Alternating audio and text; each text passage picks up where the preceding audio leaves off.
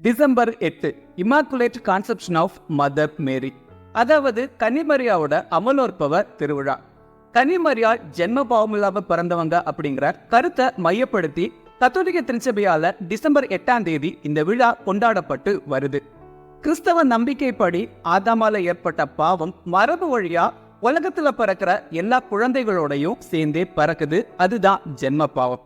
ஆனா கிறிஸ்தவக்கு தாயா கன்னிமரியாவை தேர்ந்தெடுத்த கடவுள் கன்னிமரியாள் மேல அதிகமான அருளை பொழிஞ்சிருக்காரு. கன்னிமரியாள பாவ மாசற்ற குழந்தையா கருவிலேயே உருவாக்கியிருக்காரு. இப்படிதான் கன்னிமரியாள் ஜென்ம பாவம் இல்லாம பிறந்திருக்காங்க.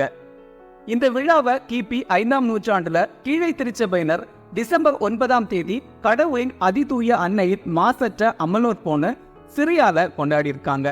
கிபி 8ஆம் நூற்றாண்டுல மேலை திருச்சபையினர் டிசம்பர் 8 இந்த விழாவை கொண்டாடி இருக்காங்க. கிபி 12ஆம் நூற்றாண்டுல கன்னிமரியாள் ஜென்ம பாவம் இல்லாம பிறந்தவங்க அப்படிங்கிற கருத்து உருவாக ஆரம்பிச்சிருக்கு. 1476ல திருத்தந்தை 4ஆம் சிக்ஸ்டஸ் அவர்கள் அமலோற்பவ அன்னை திருவிழாவை உலகம் அனைத்தும் கொண்டாட அறிவுறுத்தியிருக்காரு. 1854ல திருத்தந்தை 9ஆம் பயஸ் அவர்கள் கன்னிமரியாவோட அமலோற்பவ விசுவாச கோட்பாட்டை அறிவிச்சிருக்காரு.